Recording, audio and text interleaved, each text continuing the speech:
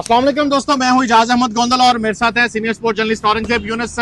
सिनेहेले sports club Colombo Sri Lanka के बाहर मौजूद हूं, जहां पे कल पाकिस्तान नीदरलैंड का पहला T20 मैच होना है। लेकिन आज पाकिस्तान टीम का यहां पे 3 घंटे का भरपूर प्रैक्टिस सेशन हुआ और उसके बाद कैप्टन सलमान अली आगा ने प्रेस कॉन्फ्रेंस की, उस पर वो बात करेंगे। और खास तौर पर आज का वेदर कैसा है और कल का वेदर कैसा होगा उस पर भी बात करेंगे। सरदार साहब, सलमान अली आगा आज भी प्रेस कॉन्फ्रेंस में कल की तरह मुकम्मल तौर पर कॉन्फिडेंट दिखाई दिए और उनका मानना यह है कि वो फोकस कर रहे हैं सिर्फ पाकिस्तान नीदरलैंड, पाकिस्तान यूएसए और पाकिस्तान नमीबिया, इन 3 मैचेस पर। वेदर की वो टेंशन नहीं ले रहे और वो पुरुमीद हैं ये 3 मैच जीतकर सुपर 8 के लिए क्वालिफाई करने के लिए। जी बिल्कुल, ना सिर्फ खुद तैयार है, उन्होंने ये भी कह दिया है कि आप सब लोग भी तीनों मैचों पे फोकस करें। ये बाहर की क्या बातें आ रही हैं, होने क्या जा रहा है, क्या नहीं होने जा रहा है, मेरा काम है क्रिकेट खेलना, वो क्रिकेट खेलने आया हूँ।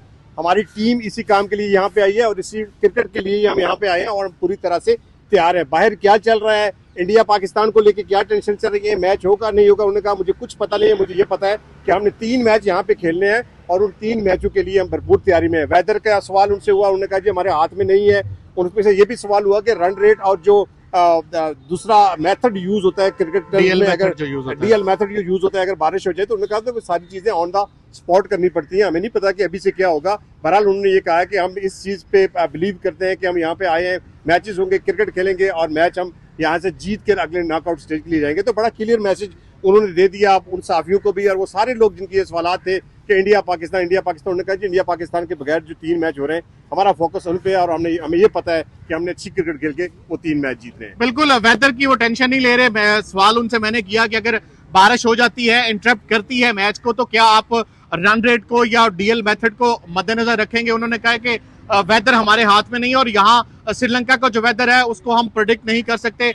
आज सुबह से जो है वो यहाँ पे अच्छी खासी धूप थी, अच्छी खासी गर्मी थी, लेकिन अब से थोड़ी देर पहले यहाँ पे घने बादल आए हैं और इस वक्त भी मेरे पीछे आप देख सकते हैं स्टेडियम के गिरदोनवा गहरे काले बादल छा चुके हैं और हल्की बारिश भी शुरू हो चुकी है। सुबह पाकिस्तान टीम यहाँ 10 बजे पहुंची थी, 1 बजे तक पाकिस्तान टीम का एक भरपूर प्रैक्टिस सेशन हुआ। आज पाकिस्तान टीम के प्रैक्टिस सेशन को बारिश ने इंटरप्ट नहीं किया, इसीलिए क्योंकि कल पाकिस्तान का जो मैच है वो सुबह यहाँ मकामी वक्त के मुताबिक 11 बजे है। तो लगता यह है कि जो पहला हाफ है उसमें बारिश होने के चांसेस बहुत कम है, जो सेकंड हाफ है आफ्टरनून तब बारिश के चांसेस ज्यादा हैं। तो उम्मीद है कि बारिश कल नहीं होगी और पाकिस्तान टीम का जो पहला मैच है वो एक अच्छा मैच होकर पाकिस्तान कल जीतेगा। सलमान अली आगा से ये भी सवाल हुआ कि आप ये ऊपर वाली चीजें जो है वो खासतौर पर एशिया कप से पहले भी पाकिस्तान इंडिया को लेकर बहुत सारी बातें होना शुरू हो गई, अब भी T20 वर्ल्ड कप का आगाज होने जा रहा है कल, लेकिन पाकिस्तान इंडिया की बातें अभी भी हो रही हैं। उन्होंने कहा एज ए स्पोर्ट्समैन हम इन बातों को नहीं सोचते, लेकिन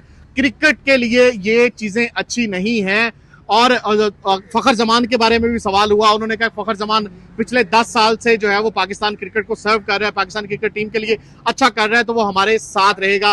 बाबर आजम और फखर जमान के बारे में जो सवाल हुआ कि उनको ड्रॉप किया जा सकता है, क्या कहा उन्होंने? देखिए बड़ा क्लियर मैसेज दिया सलमान अली आगा ने। उन्होंने कहा कि पास्ट में बहुत ज्यादा रन किए फखर जमान ने और बाबर आजम ने, और नो डाउट बाबर आजम और फखर जमान ने बहुत बड़े प्लेयर हैं, लेकिन टीम कॉम्बिनेशन में अगर वो नहीं आते तो एक लम्हा भी देरी नहीं की जाएगी उनको ड्रॉप करने में। तो बड़ा क्लियर मैसेज था कि उन्होंने कहा कि जो टीम के लिए अच्छा होगा, जो बेहतर कॉम्बिनेशन हमें बनेगा, जो देखेंगे हमें क्या सूट करता है इन कंडीशन को देखते हुए, तो उसी कंडीशन के मुताबिक हम अपनी प्लेइंग 11 खिलाएंगे। दूसरे सवाल के जवाब में उन्होंने जरूर ये कहा कि बाबर आजम हमारे इस सेटअप में सबसे की प्लेयर है और उनका ये रोल है कि विकेट पे जाके स्टे करें और जो क्लैब्स हो जाते हैं हमारा बैटिंग के अंदर, उनकी ये जिम्मेदारी होगी कि वो स्ट्राइक रोटेट करें और की रोल वो दे।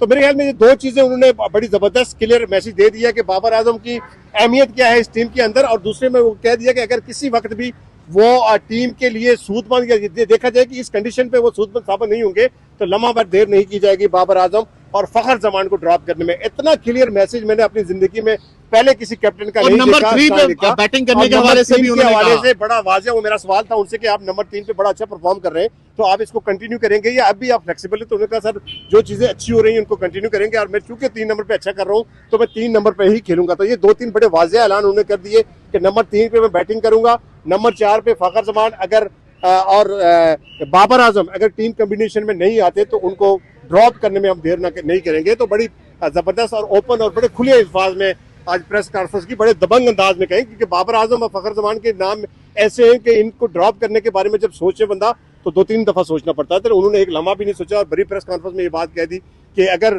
टीम कंपटीशन में नहीं आते तो इसका मतलब है वो नहीं आते। बिल्कुल जी, यहाँ अभी बारिश थोड़ी तेज शुरू हो चुकी होगी, आप फील भी कर रहे हैं कि यहाँ का वेदर ऐसा ही। आप देखें ये बारिश शुरू हो गई है। कल चूंकि पाकिस्तान की टीम का ट्रेनिंग सेशन इंटरप्ट हुआ था बारिश से, आज नहीं हुआ। अब देखें यहाँ मकामी वक्त तकरीबन 2 बजने वाले हैं और यहाँ पे अब बारिश शुरू हो चुकी है। सुबह से बारिश नहीं हुई, वेदर क्लियर था, तो यहाँ पे बारिश के बारे में हम कुछ भी प्रिडिक्ट नहीं कर सकते। और आज पाकिस्तान टीम के बॉलर्स ने भरपूर बॉलिंग प्रैक्टिस की। खास तौर पर हमने देखा कि जो स्पिनर्स हैं वो भरपूर बॉलिंग करते हुए हमें दिखाई दिए मेन विकेट पर यहाँ पे सिन्हेले स्पोर्ट्स क्लब में। और बैटर्स ने साथ ही जो एक एकेडमी है वहां पे नेट बैटिंग प्रैक्टिस की। खास तौर पर एक सवाल सलमान अली आगा से हुआ उस्मान तारिक को लेकर के, उनके एक्शन पर बहुत बातें हो रही हैं। खासतौर पर ऑस्ट्रेलिया के मैच के दौरान जब कैमरन ग्रीन ने जो है वो उनके एक्शन पर तनकीद की तो सलमान अली आगा ने कहा कि अब मैं क्या कर सकता हूँ।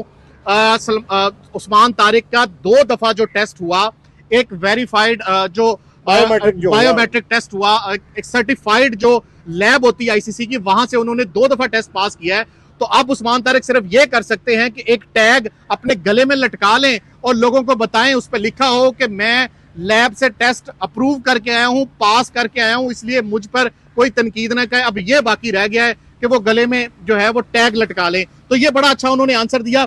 औरंगजेब भाई, आपको क्या लगता है पाकिस्तान अगर कल मैच खेल लेता है, बारिश इंटरप्ट नहीं करती, रन रेट का कोई मामला नहीं होता, डीएल मेथड कोई नहीं होता, तो आपको लगता है पाकिस्तान आसानी से वन साइडेड मैच कल जीतने जा रहा है? इसमें कोई शक नहीं है कि पाकिस्तान वन साइडेड ये मैच जीतेगा। गो कि T20 के अंदर आप ये प्रिडिक्ट नहीं कर सकते, कोई भी टीम T20 में छोटी बड़ी नहीं होती है, लेकिन जिस तरह की क्रिकेट पाकिस्तान खेलता हो रहा है और फिर स्पेसिफिक में इस कंडीशन की अगर बात करूं तो इस कंडीशन से पाकिस्तान अवेयर है। पाकिस्तान जो है वो श्रीलंका में बहुत ज्यादा मैचेस खेल चुका है। पाकिस्तान जो श्रीलंकन सुपर लीग होती है उसमें पाकिस्तान के प्लेयर पार्टिसिपेट करते हैं।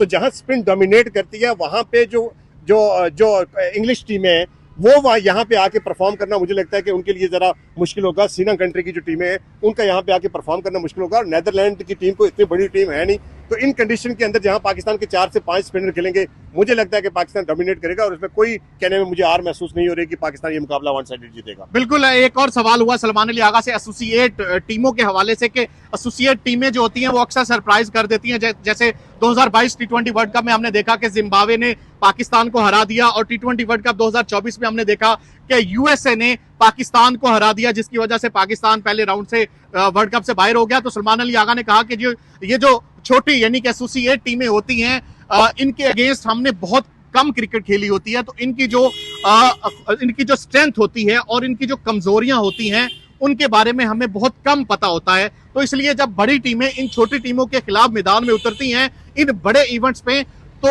उन खूबियों खामियों को जो है वो जानते नहीं है, इसलिए थोड़ा अपसेट हो जाता है। लेकिन इस दफा जो है वो हम मुकम्मल तौर पर तैयार हैं। पाकिस्तान टीम मुकम्मल तौर पर एक मजबूत टीम है। अभी हमने माइटी ऑस्ट्रेलिया को शिकस्त दी है 3-0 से, तो हमें कोई डाउट नहीं है हम ये 3 मैचेस जीतकर सुपर 8 राउंड के लिए क्वालिफाई कर जाएंगे। तो हम यहां से आपको T20 वर्ल्ड कप की तमाम ताजा तरीन अपडेट्स देते रहेंगे। अगली वीडियो तक के लिए इजाजत दें, अपना बहुत ख्याल रखें, अल्लाह हाफिज।